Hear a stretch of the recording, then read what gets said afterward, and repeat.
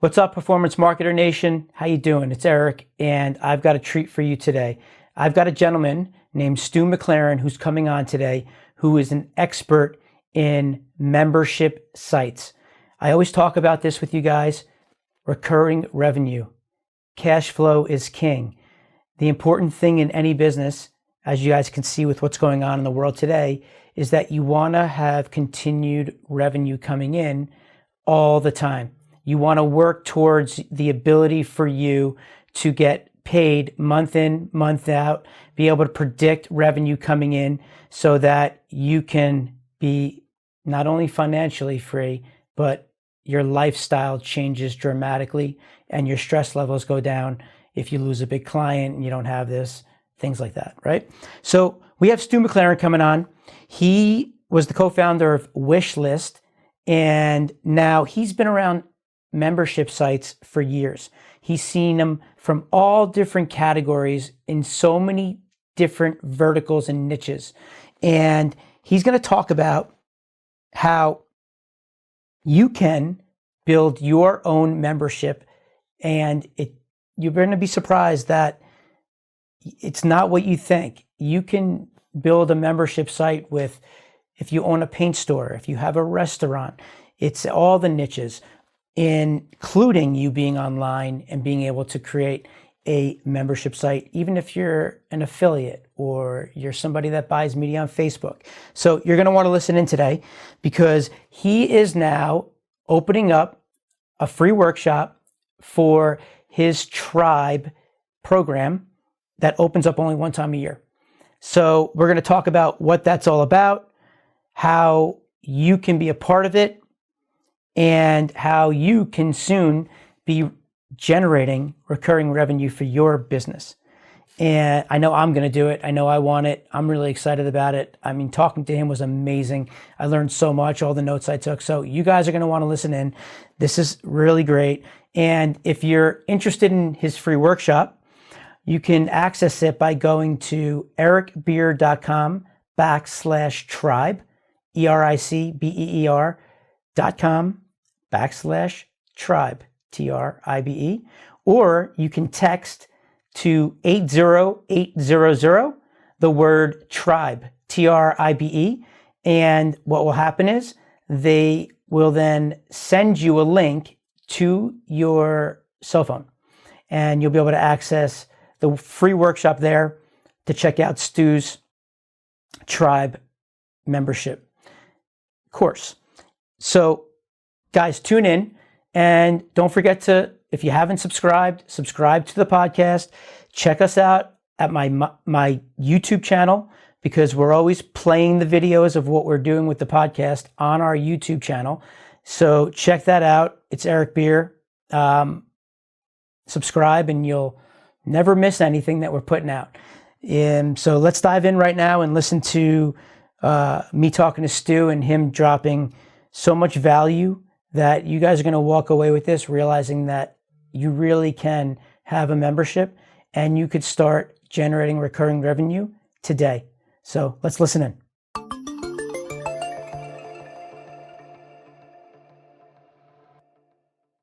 Stu McLaren, welcome to Performance Marketer. Thanks, man. It's really nice to have you here. So let's do this. Let's get our 5 fun facts. What's your favorite color? Favorite color would definitely be blue. I like different shades of blue, but I like bright colors. So, I could go with a blue, a green, a yellow, an orange. I like brightness and happiness. Favorite movie? Man, that's a good one. I got to go back to the classic of Braveheart. Like, there was just something about that, like that rawness, that realness, and just like fighting for something that he really believed in. So I love that movie.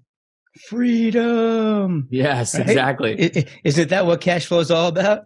Financial exactly. freedom. That's cool. Family. What do you got? So I've been married to my wife now for 12 years, but we were together for 7 years before that. So it took me 7 years to convince her that I was the man of her dreams.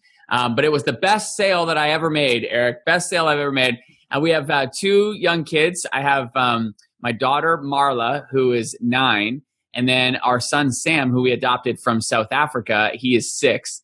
And so they're growing like crazy. And what I love, and I'm very grateful for, is just being able to have a business that we can spend time together. And so just watching them grow together, travel together, it's an absolute joy. That's awesome. And where do you live? So we live just south of Toronto. So we're, I'm a Canuck, and we love it.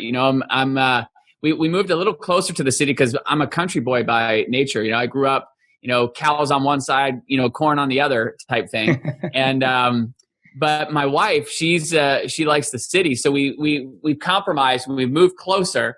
So we're still not in like downtown Toronto, if you will. But we are certainly closer to the city, and I've actually grown accustomed to it. Like the way she sold it to me was, because I play competitive soccer, and she's like, "Look, you're going to be closer to the competitive soccer leagues. So you're going to have to travel as far." And I was like, "Okay." So then, but now that I'm here, I definitely do like it. Wow. So I guess the fifth question I'll have for fun facts is, what position do you play? And tell us about your soccer. That's great. Yeah, so I played really competitive. I played in university. We won 2 national championships. A lot of the guys that I played with went on to play pro or played for our national team.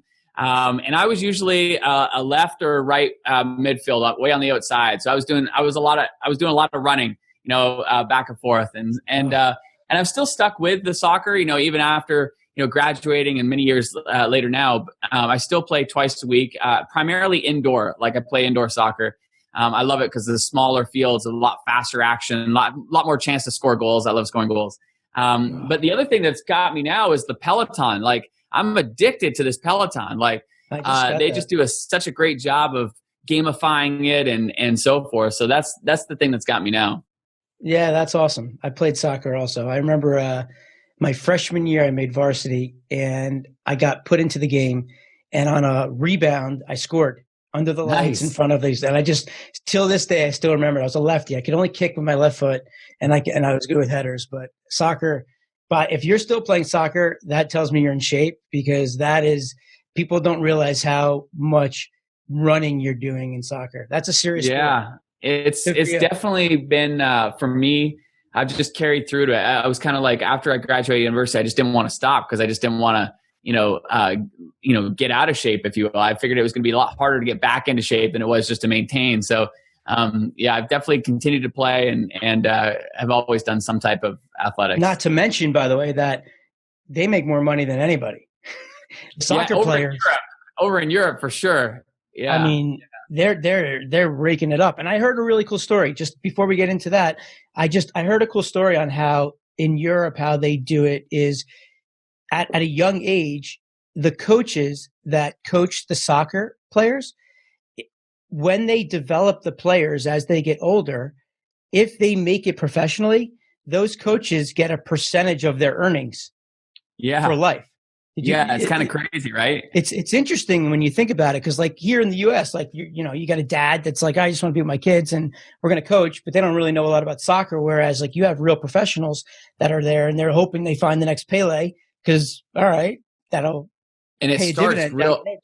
It starts real early over there, like when kids are like 6, 7, like they're just getting hardcore recruited by all these different clubs and coaches, and it's a real thing. That's cool. So we're gonna have to get a video of you juggling the ball. How many times you can go. So cool. All right, great. So let's transition into you. Tell us about how you got started. Talk to us about your background. Talk to us about Tribe. Yeah. So for me, like the long story short is I knew I was a square peg in a round hole. I went through university to get my honors business degree, and they were basically, positioning us to jump into the corporate world. And I knew for me, I was not a shirt and tie kind of guy. I was not a cubicle kind of guy.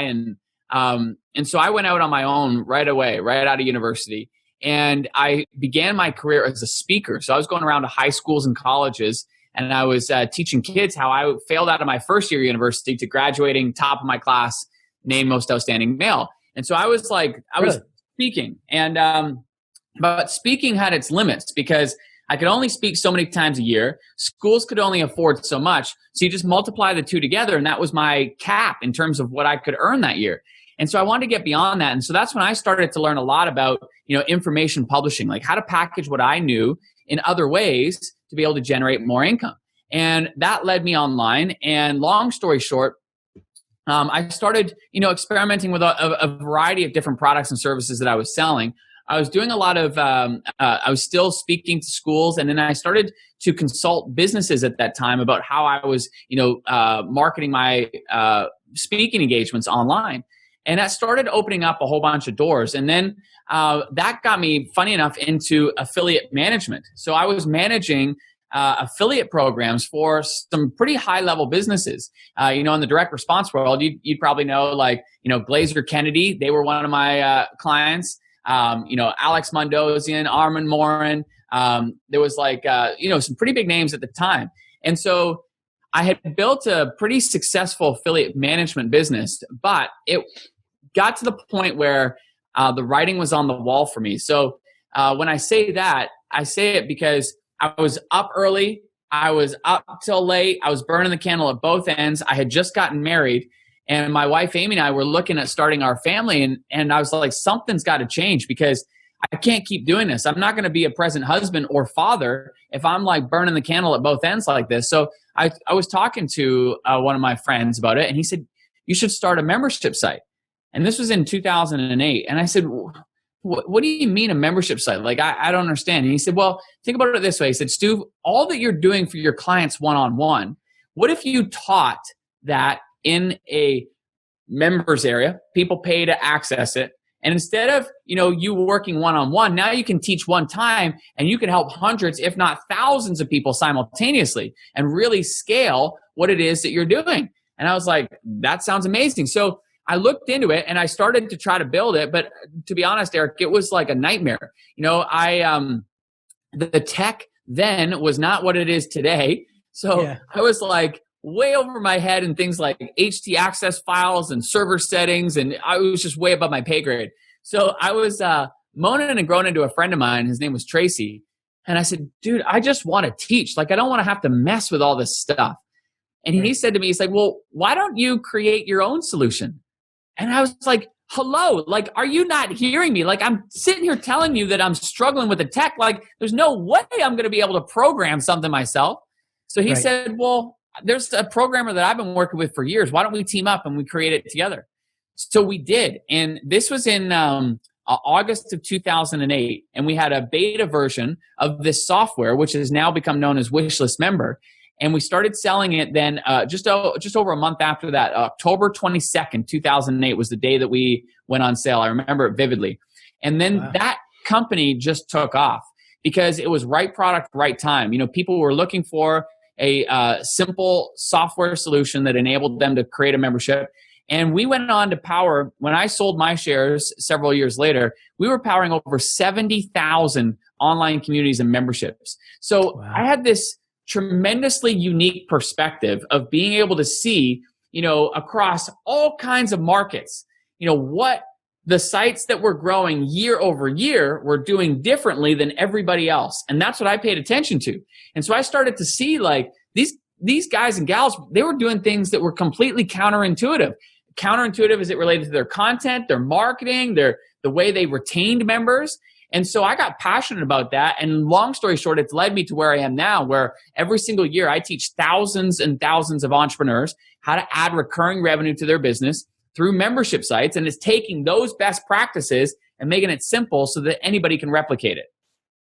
Yeah, that's awesome. I mean, I talk about this all the time. Cash flow is king. Cash flow is freedom. Freedom from life, freedom from financial. You can make millions of dollars in the market, but then what, right? But what you're doing is you're able to now create this constant flow of cash, which is, from a financial perspective, is huge and creates the opportunity for you to do other things.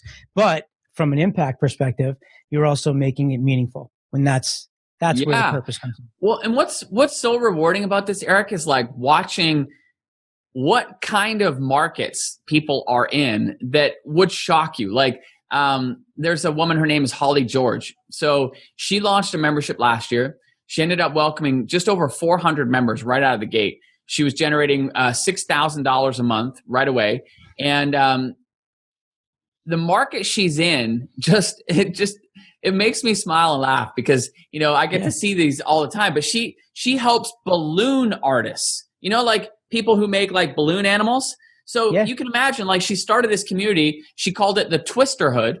And she's got more than 400 plus members in there right out of the gate, generating $6,000 a month. I literally we reached out to her a couple of weeks ago to catch up, and she's grown it. She's now generating $7,000 a month.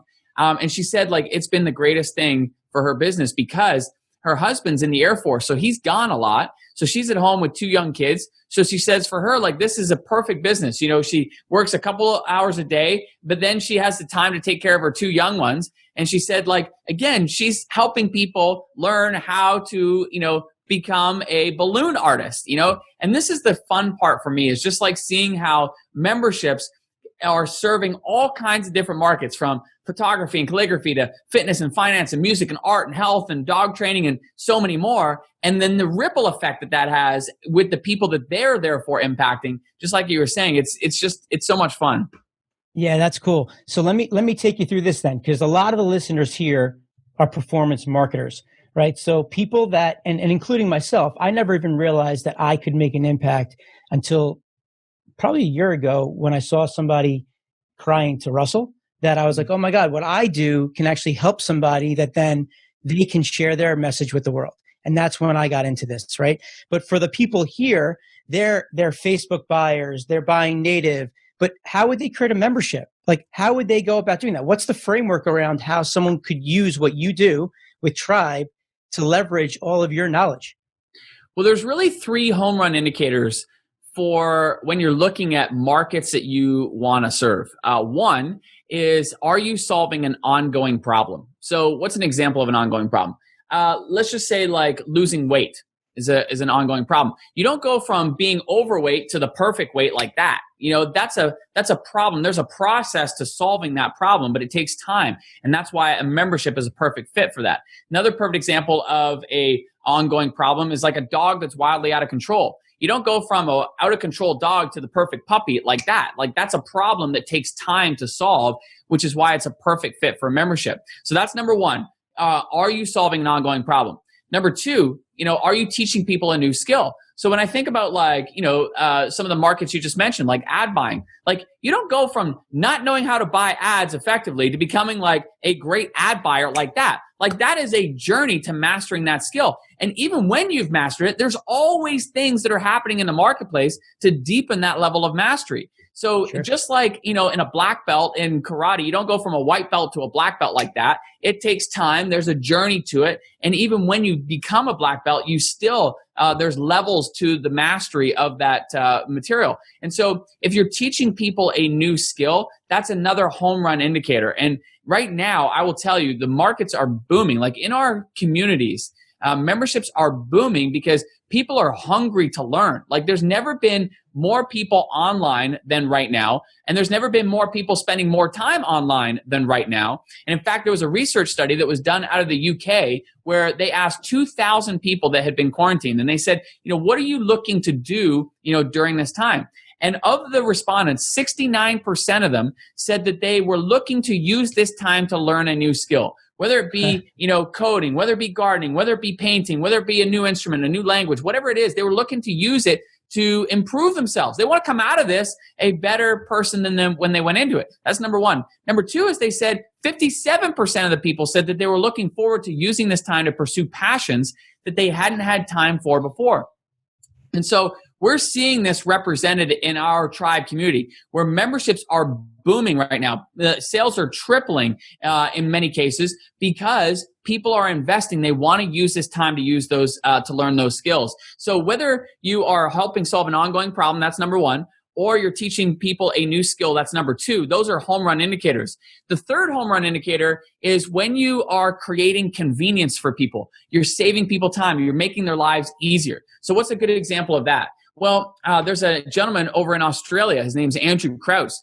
You got your market, your audience would appreciate this. His membership, specifically, it's the higher price membership, $350 a month.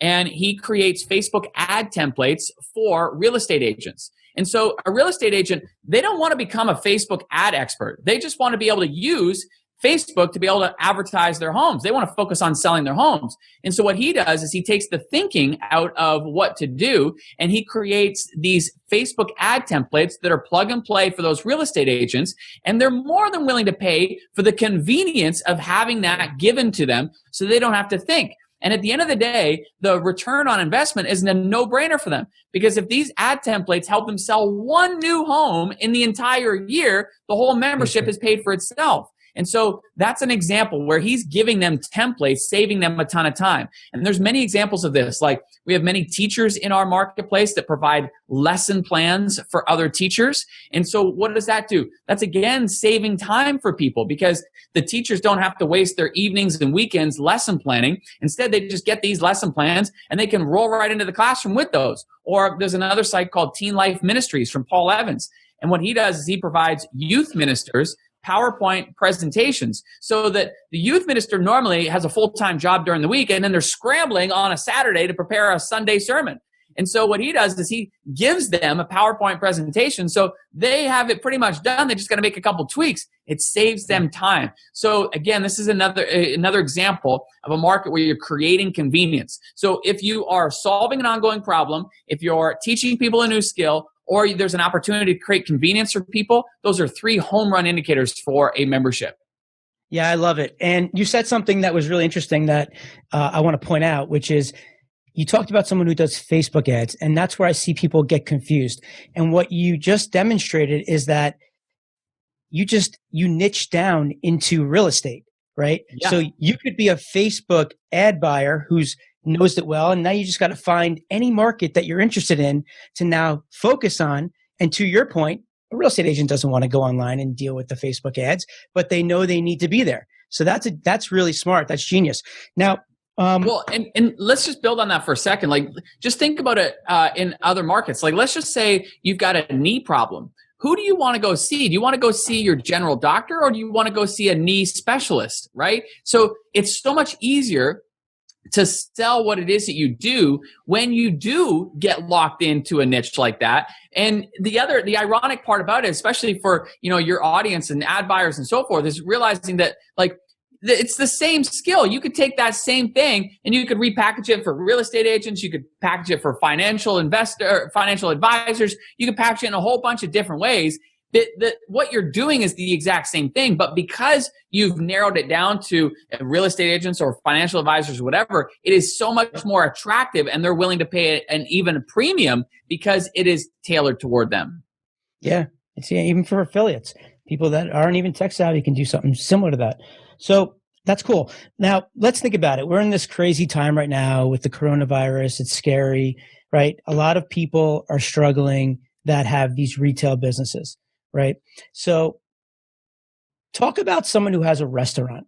And from the 3 that you just described to me, right, I would say convenience makes the most sense from that realm of the world. But to create cash flow for people like that, right, to give an example of how someone that owns a restaurant would do this.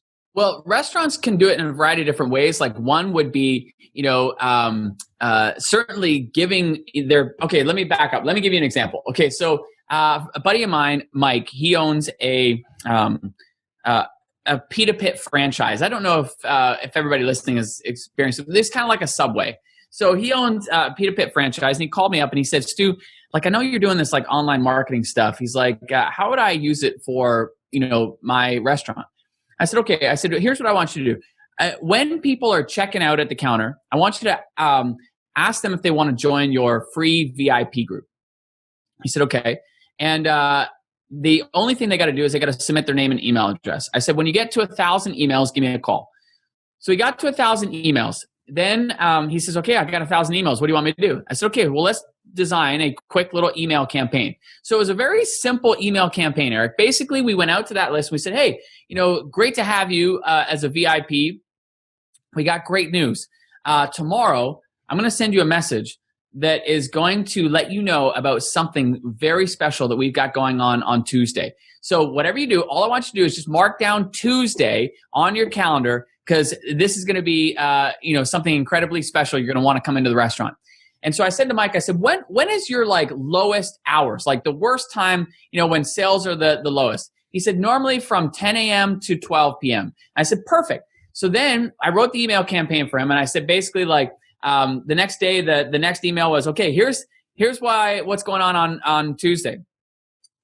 We've got a 2-for-1 special, meaning you can come into the restaurant, you can buy as many pitas as you want, and you get 2 for 1. And I said like, yes, even our most expensive pitas, like I was really playing it up. So anyway, then the day before on the Monday, we sent another email. Don't forget, tomorrow's the day. And then on Tuesday morning, I sent an email. He called me at 11 a.m., Eric, and he's like, dude, this is crazy. And I'm like, what are you talking about? He's like, we've had more people in the store than ever. He's like, this is our second highest record day already, and we haven't even got to our normal busy times. So I said, perfect. So then I quickly drew up another email and sent it out, and I said, this is crazy. We've had more people in the store than ever before. And dude, this was so ghetto in the way that we did this. We just kept it simple. We told people the way to redeem this 2-for-1 offer was to literally print out the email and bring it into the store. Like we didn't have some fancy like coupon mechanism or nothing like that. It was just print out the email. So this was super simple, just seeing if it worked. But it's direct response at its finest. And so when I think about restaurants, I think about they're very passive in the sense that they're always hoping that people are going to come back and buy from them again. What I'd love to see is restaurants take more ownership over how they can intentionally bring people back into the restaurant on a more regular basis.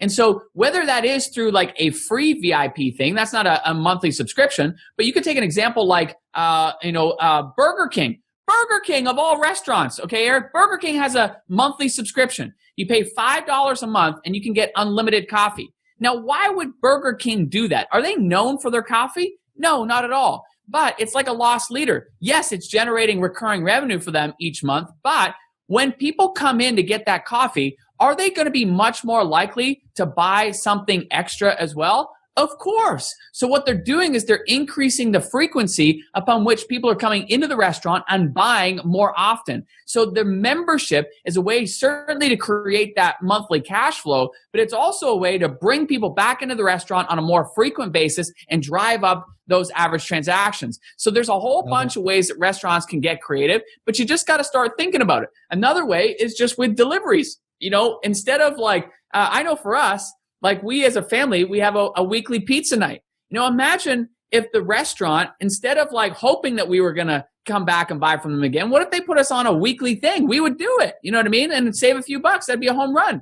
Like, I just think right now is the time to begin thinking creatively.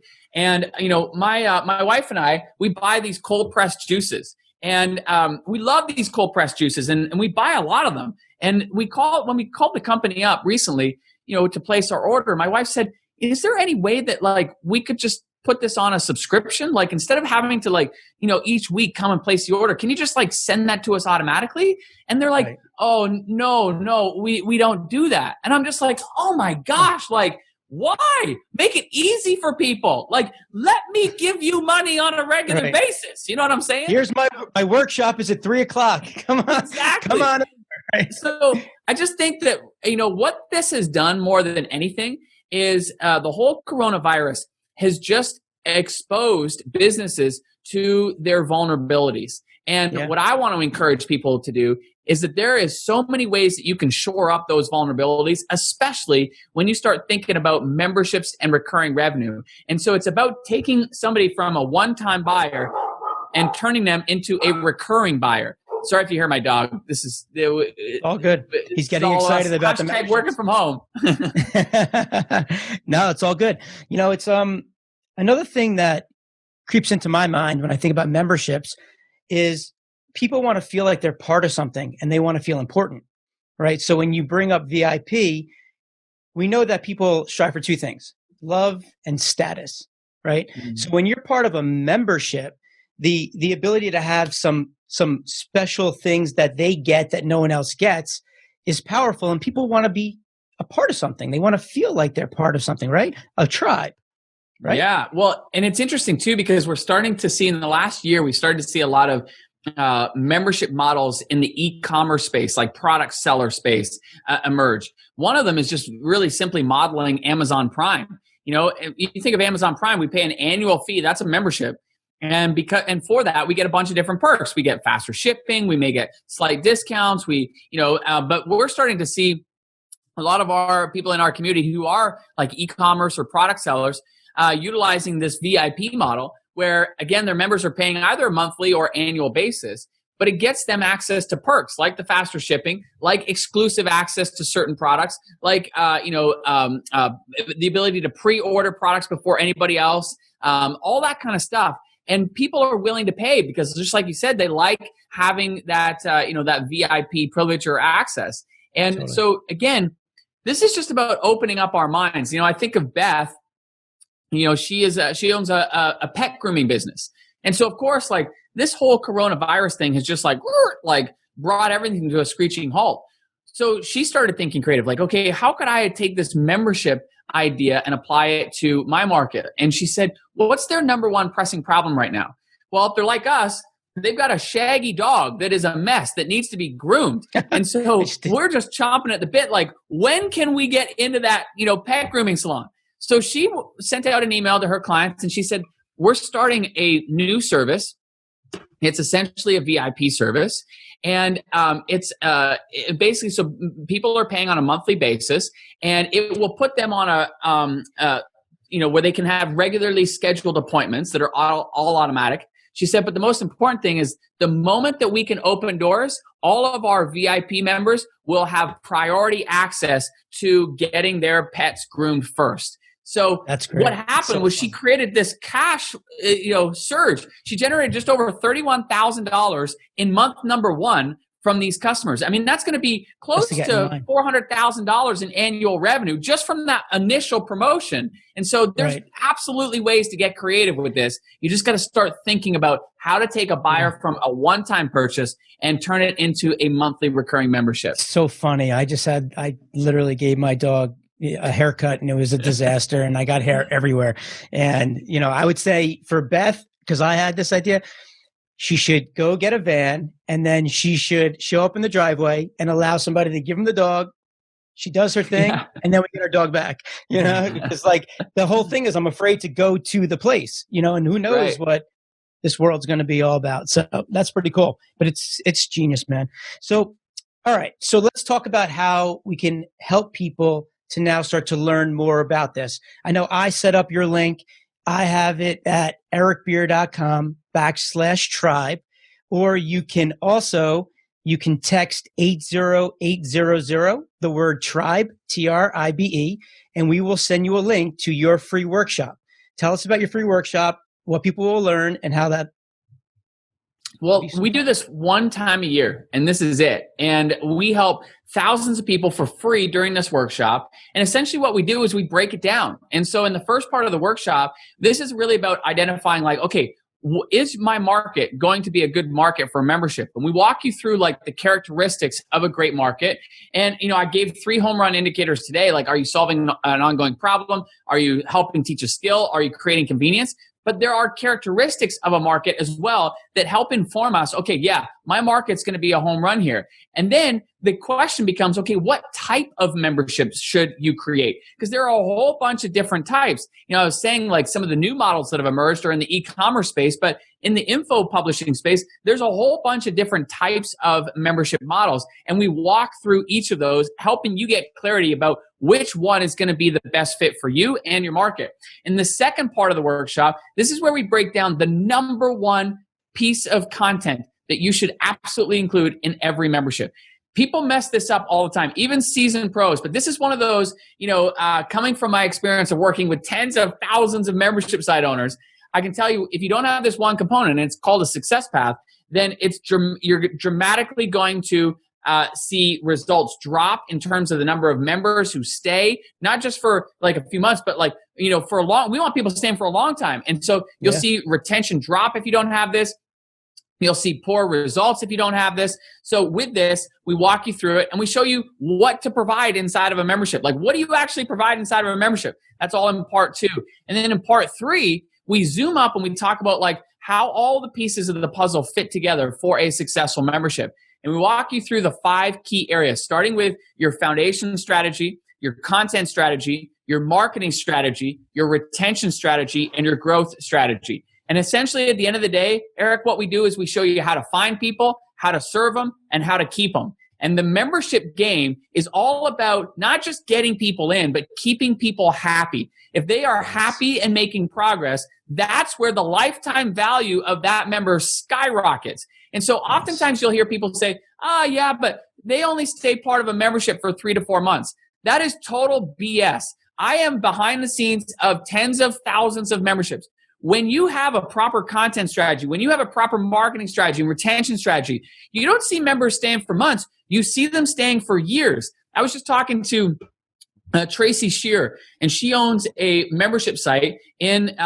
She specifically helps fitness professionals who are working with women with pelvic problems after pregnancy. I mean, talk about like a super niche here, right? Yeah. And she reached out to me and she was just saying like how grateful she was for the fact that she has her online membership, because her and her husband also have a chiropractic business that they've had to shut down during this whole coronavirus thing. She said, but fortunately, we have this online membership and it's absolutely bridging the gap for us. She has over 800 plus members in this membership. Now, the amazing thing is in that conversation, we were just chatting back and forth and she was sharing like what's happened.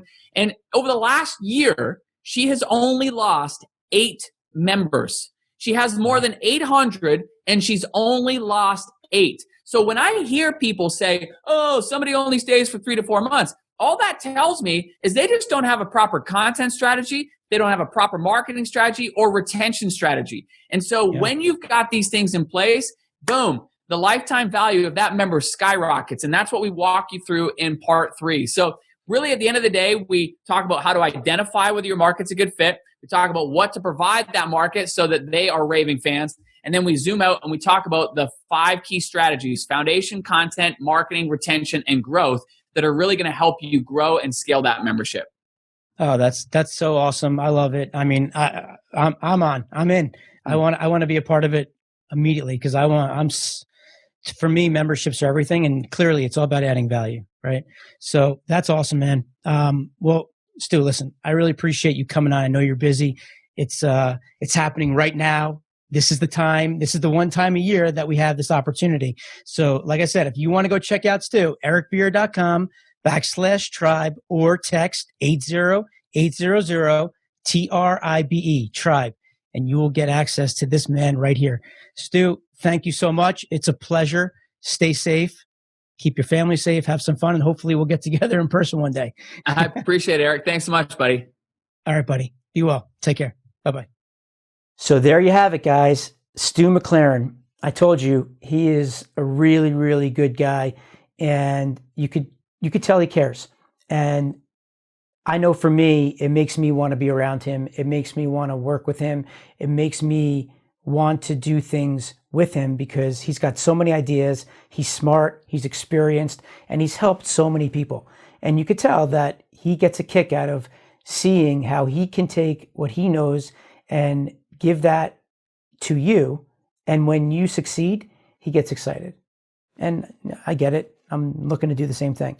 So if you guys are interested in trying to create a membership, if you want to try to create some recurring revenue for your business, and you want to learn more from Stu, you can go to ericbeer.com/tribe, ericbeer.com/TRIBE, ericbeer.com/tribe, or you can also text 80800, text that number, and put in the word tribe, TRIBE, and what'll happen is you'll get a message back with the link for you to go listen to his free workshop, where he talks about membership sites and how to do it and how to launch it and all that good jazz. And I highly recommend you do it. I've been watching him. I've been reading his content, watching his content. He knows his stuff. I could tell that he knows his stuff because even when I'm talking to him on this podcast, I was asking him questions that he could not prepare for. And the answers he gave me tell me that he knows what he's doing.